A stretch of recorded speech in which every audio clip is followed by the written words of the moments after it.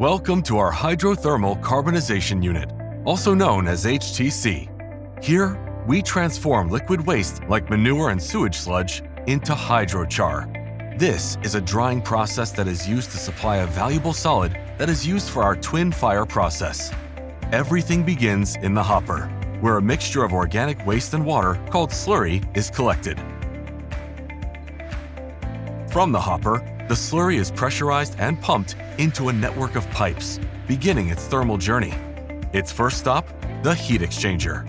There, the incoming slurry will be heated up by the recycled heat from the slurry at the end of the HTC process. The heat exchanger comprises of a series of many piping loops, in which the slurry is heated to a temperature of 160 degrees Celsius.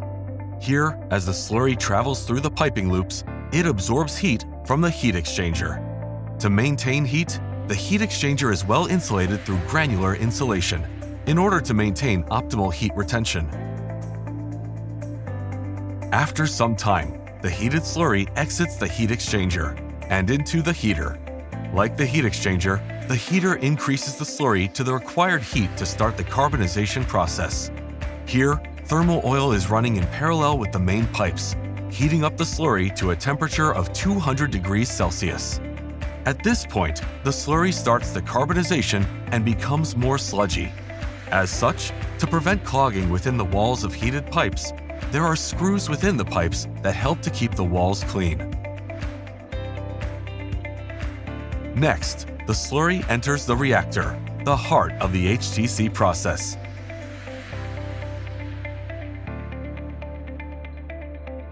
Like the rest, the reactor contains many long piping loops in which the slurry travels through.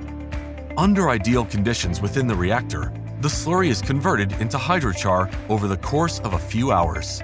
This phase is slow but essential, ensuring the waste is transformed into a stable, energy-rich product known as hydrochar. Once it's fully converted, it exits the reactor and back into the heat exchanger.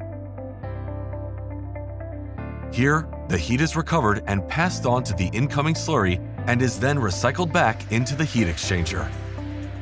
Lastly, it then exits into a pump.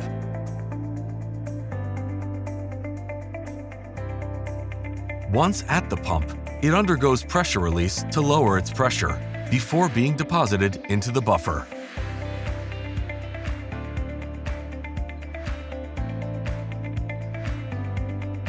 Finally, once deposited in the buffer, the process reaches its final stop.